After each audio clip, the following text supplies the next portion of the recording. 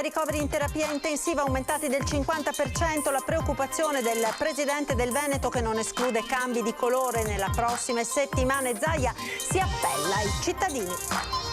Via libera di AIFA, la dose booster per chi ha ricevuto il vaccino monodose Johnson & Johnson o lo Sputnik senza limite d'età. Aperte le prenotazioni sul portale regionale.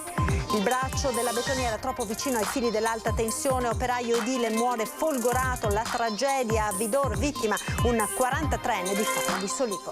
Giornata nera sulle strade venete con 3 incidenti mortali. A Caorle un camion travolge una Pecar, muore 91enne, a Spinea 72enne investito e ucciso, a Ina4 a Soave schianto tra 5 mezzi, muore un 75enne.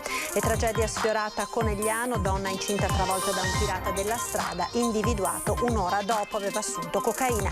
Truffa ai danni della prefettura di Verona nell'aggiudicarsi il servizio di accoglienza di 700 migranti, imprenditore 60enne indagato. All'indomani del Consiglio federale la Lega torna a fare quadrato attorno a Salvini. Zaia, la Lega non è nata per avere correnti, l'assessore Marcato torna a chiedere congressi al più presto. 2 marinai avrebbero avvistato uno squalo bianco lungo oltre 5 metri nelle coste tra Chioggia e Pellestrina. L'esperto non è normale così vicino alla costa. Ben ritrovati con l'edizione del Veneto dei nostri telegiornali. In primo piano l'andamento della pandemia, contagi e ricoveri in crescita anche in Veneto, la preoccupazione del presidente della regione Zaia che non esclude cambi di colore per il Veneto nelle prossime settimane. Ma è questo il dato. Vi ricordo che una settimana fa noi avevamo 30 persone in terapia intensiva, oggi ne abbiamo 46, vuol dire più il 50%. Capite che se in una settimana incrementiamo del 50%, se questo fosse un trend inizio a preoccuparmi. Torna a parlare della pandemia dalla Fiera di Verona il presidente del Veneto, preoccupato per l'aumento dei contagi. Altri 792 positivi nelle ultime 24 ore, ma ad allarmare soprattutto l'incremento dei ricoveri, 234 in area medica e 46 in terapia intensiva. E se ai pazienti Covid si sommano gli altri 356 ricoverati in rianimazione per altre patologie, si capisce la serietà della situazione. È vero che ne abbiamo in 1000 posti, ma è anche vero che per gestirli bisogna cominciare a drenare personale iperspecializzato dai reparti e togliamo sanità a chi ne ha diritto. Di qui la forte preoccupazione di Zaia che non esclude prossimi cambi di colore del Veneto. Chiudiamo questa settimana in zona bianca, quindi il Veneto resta bianco. Però ragazzi, non sai che c'è scritto su uno dei 10 comandamenti scritto scolpito sulla pietra. Se continuiamo ad andare avanti così, insomma, fra qualche settimana magari qualche diciamo viraggio di colore potrebbe anche accadere, quindi dico, perché buttare via tutto il lavoro fatto semplicemente per andare a mangiare castagne in piazza senza mascherina? L'appello è quello di non abbassare la guardia e spingere ancora l'acceleratore sui vaccini per chi non ha ancora affrontato il ciclo, ma anche per le terze dosi destinate alle persone fragili, ai sanitari e agli over 60 a 6 mesi dalla seconda dose. La novità delle ultime ore riguarda i 76.000 veneti che hanno ricevuto il monodose Johnson & Johnson, che da oggi possono prenotare la dose booster con un vaccino a RNA a prescindere dalla loro età. L'altra novità riguarda chi ha fatto un vaccino non riconosciuto dall'EMA come lo Sputnik, ad esempio molte badanti o lavoratori dell'Est Europa. Possono fare anche loro la dose aggiuntiva booster, sempre con un vaccino RNA, quindi Pfizer o Moderna, dopo 28 giorni e entro i 6 mesi. Infine, un accenno ai focolai conseguenti alle manifestazioni No Green Pass a Trieste che hanno fatto salire alle stelle i contagi nel capoluogo giuliano. Impossibile sapere quanti dei positivi in Veneto siano da ricondurre a quelle manifestazioni. Viene fatto il contact tracing, ma poi sta nella disponibilità del singolo dire io sono stato a manifestare lì piuttosto che da un'altra parte, oppure dire non so dove l'ho preso. A Venezia ora le consistenti presenze di turisti in quest'ultimo periodo stanno mettendo a dura prova il trasporto acqueo cittadino ed esacerbando gli animi dei residenti. Quello del trasporto pubblico a Venezia è un nervo scoperto. Il turismo, che ora sembra tornare alle soglie del pre-Covid, con intere famiglie di turisti convogliati nel centro storico, comincia a creare i disagi che i veneziani avevano quasi dimenticato. La situazione in alcuni momenti della giornata è diventata esplosiva. Le code agli imbarcaderi, insieme alle costanti lamentele dei residenti, ne sono la prova. Tanti turisti? Sì, tanti, troppi forse. Pieno per la città, sì. Per voi lavoratori si va male? Sì, addirittura ci sono volte in cui non ci fanno neanche salire perché ci sono troppe persone. Mancano i servizi, ci dovrebbero essere più vaporetti? Più corse andrebbe molto meglio, perché adesso con i turisti è così. Troppo... Non so, perché appunto avevano parlato di mettere più corse, ma non si vedono. Sono troppo pieni, questo è il punto, e non fanno neanche gli orari. Addirittura saltano anche dei vaporetti, anche bus a Lido. Perciò è tutto da rifare. C'è un po' da aspettare, però non sento tanto disagio, diciamo. Sono abituata un po' ad aspettare. Disagi ci sono. Ma non vedi. Per fortuna che c'è l'entrata, le differenze. No, noi alla stazione neanche non montavamo. La gente che arrivava fino al ponte, dai, certo momento, dai, basta. Io perdo i vaporini perché sono stracarichi e ci lasciano a terra. Quando sono dentro, fortunatamente, trovo il posto da sedermi perché sono col bastone, e allora magari qualche persona gentile si alza e mi lascia sedere. Ma è un disastro. È un disastro totale. La mattina ancora riescono a gestire la cosa, ci sono meno turisti, ma questo orario qua è impossibile prendere un battello. Se devi scendere una fermata dopo diventa veramente impossibile anche passare in mezzo. Torniamo a parlare di vaccinazioni, ora l'ipotesi di vaccinazione per i bambini under 12 fa discutere i trevigiani, sentiamo cosa ne pensano. Per me sì, sono piccoli, però certo è difficile dire perché queste storie che succedono, speriamo.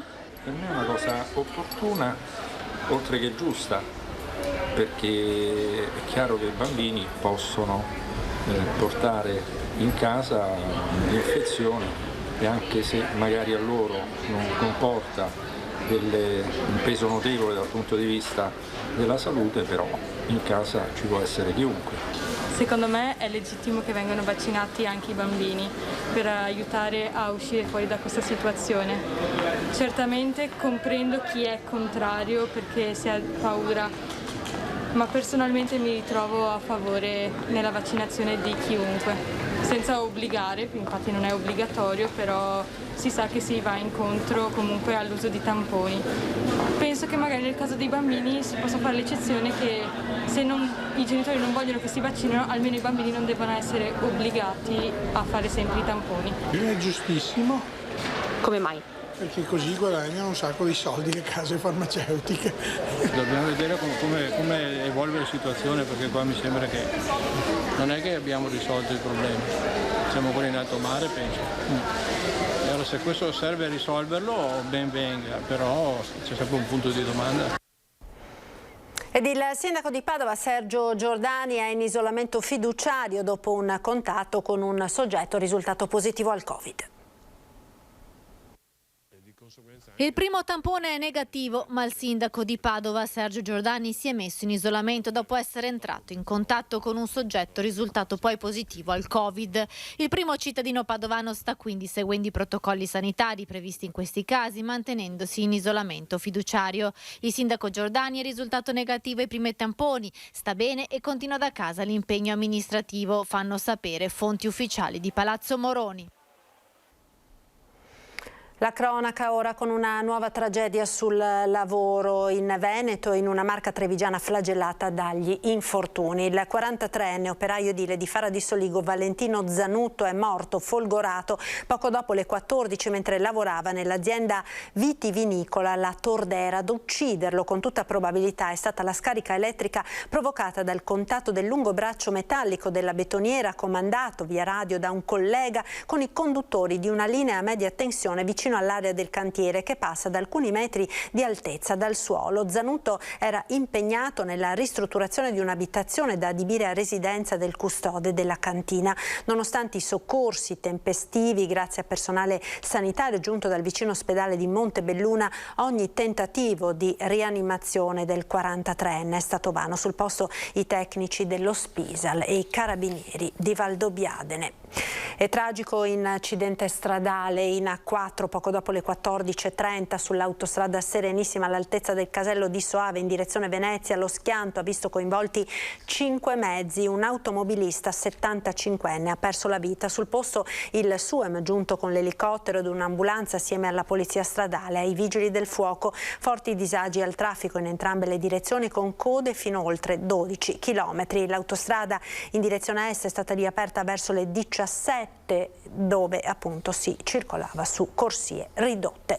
E terribile incidente anche questa mattina a Caorle. Un anziano ha perso la vita mentre guidava una Pecar travolto da un tir. Aveva 91 anni Severino Bozzatello. Probabilmente, come ogni giorno, questa mattina è salito sulla sua Ape Car, ma è stato vittima di un tragico incidente a Caorle. Erano circa le 10 quando si stava immettendo da via Sansonessa in viale Panama, la strada principale, e proprio in quel momento è sopraggiunto un camion che ha travolto in pieno l'anziano. Un impatto violentissimo, tanto che l'ape si è piegata su se stessa. Poco dopo sono giunti sul posto l'ambulanza e l'elicottero del SUEM 118, ma per il 91enne non c'era ormai più nulla da fare.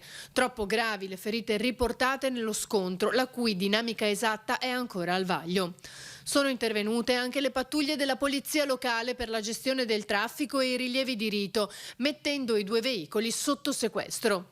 Severino Bozzatello abitava a Caorle, poco distante dal luogo in cui è avvenuto l'incidente.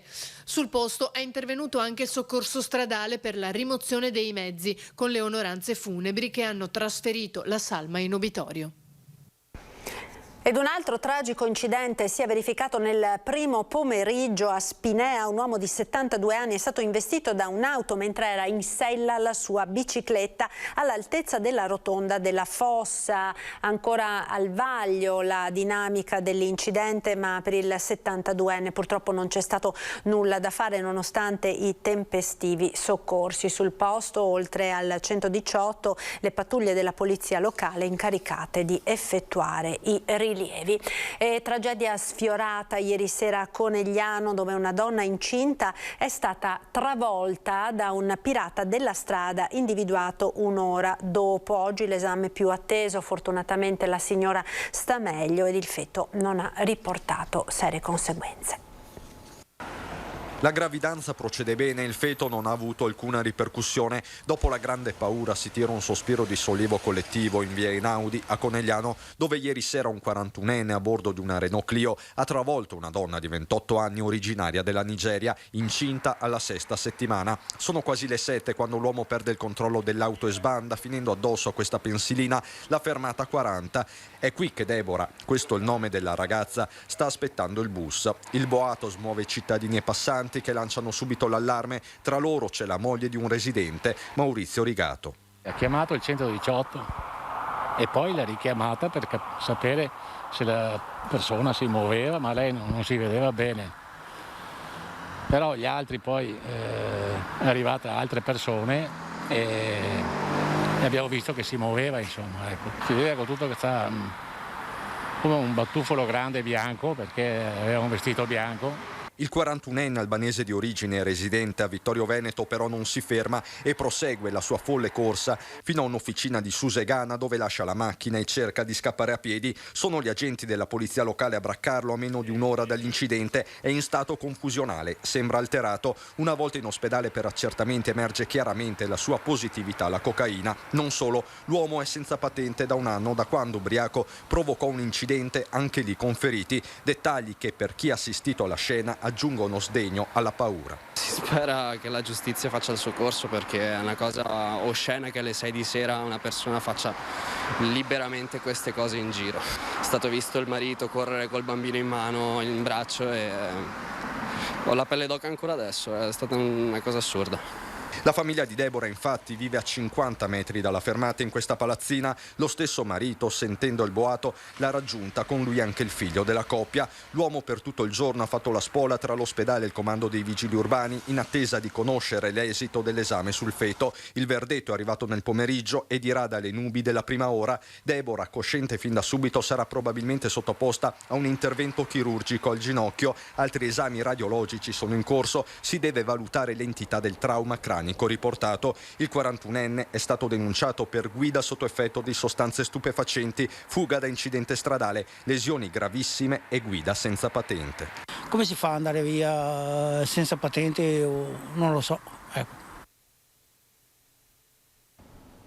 Ed ancora cronaca, truffa ai danni della prefettura nell'aggiudicarsi il servizio di accoglienza ed assistenza di 700 cittadini stranieri richiedenti protezione internazionale. Il centro sportivo della Virtus Verona finisce nel mirino della Guardia di Finanza, che ha fatto scattare un maxi sequestro da oltre 12 milioni di euro. Indagato l'imprenditore sessantenne Gigi Fresco, presidente e allenatore anche della stessa Virtus Verona, che milita in Lega Pro. Nel mirino sono finiti i bandi vinti per il servizio di accoglienza e assistenza a 700 migranti dal 2016 al 2018. I finanzieri hanno accertato una serie di irregolarità nella documentazione prodotta in sede di gara, con false attestazioni sui requisiti necessari per partecipare al bando, tra cui quelli riferiti all'oggetto sociale, alla pregressa esperienza nel settore, al numero di operatori e alla idoneità delle strutture destinate all'accoglienza. La società calcistica Virtus Verona, in una nota ufficiale diffusa sul proprio sito,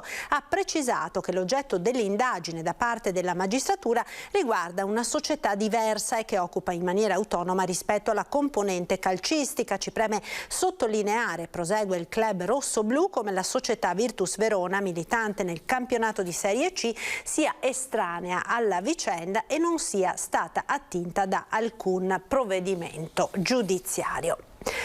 All'indomani del Consiglio federale, siamo ora alla politica, la Lega torna a fare quadrato attorno a Matteo Salvini. Diversi i distinguo in Veneto. Il presidente Zaia: la Lega non è nata per avere correnti, ha detto. L'assessore regionale Marcato torna a chiedere congressi al più presto.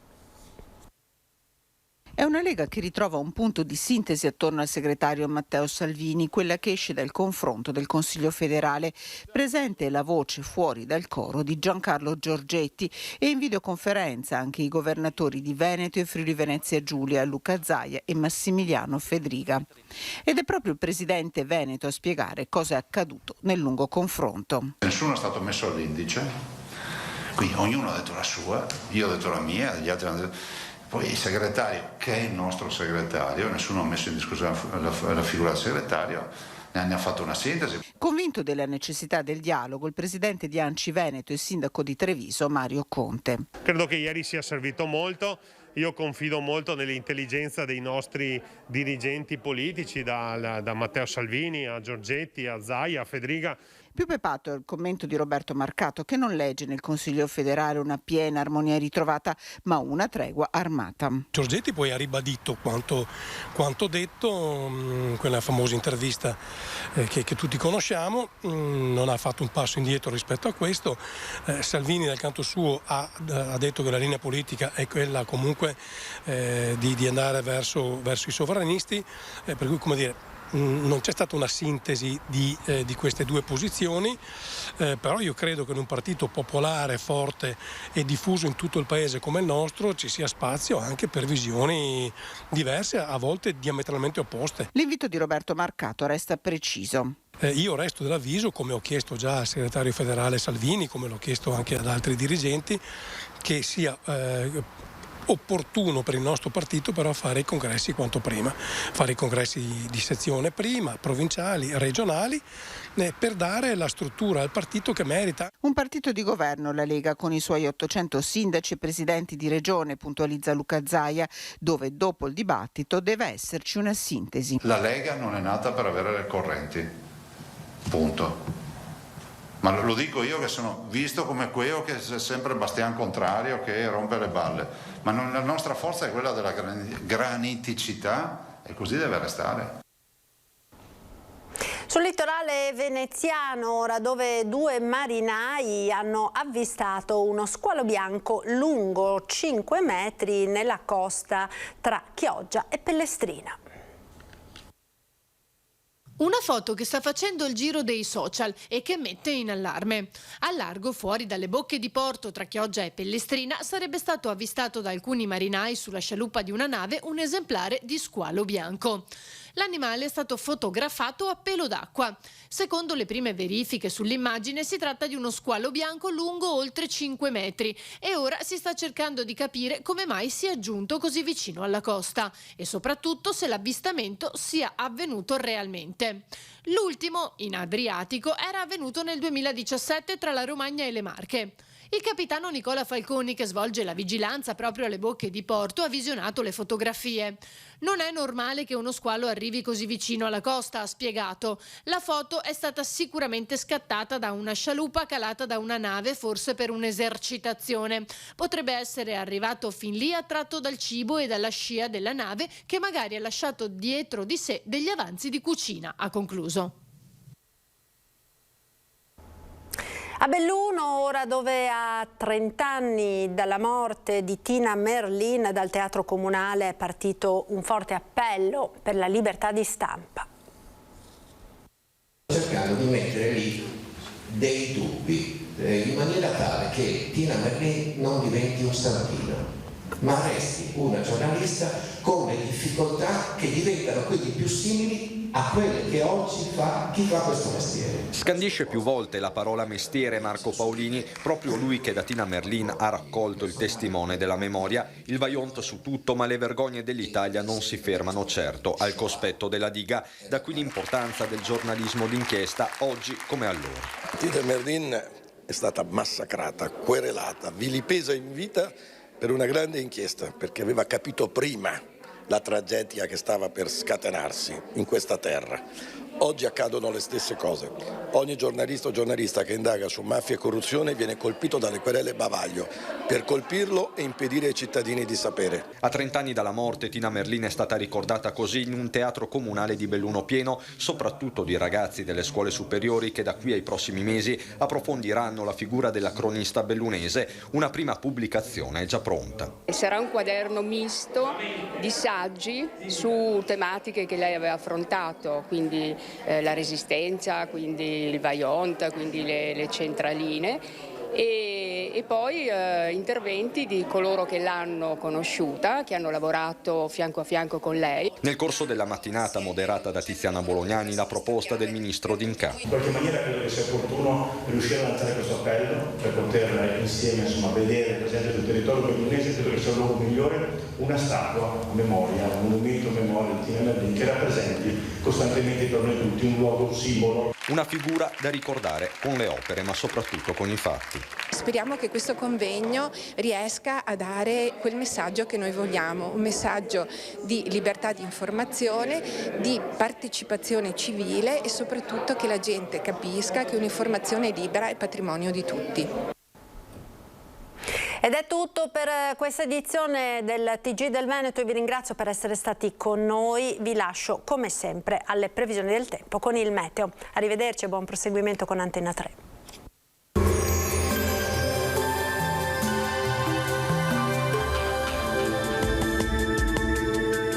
Benvenuti al meteo. Una perturbazione coinvolge il centro-sud. Il nostro territorio per ora resterà ai margini di tale circolazione instabile e il tempo si manterrà buono. Vediamo il dettaglio.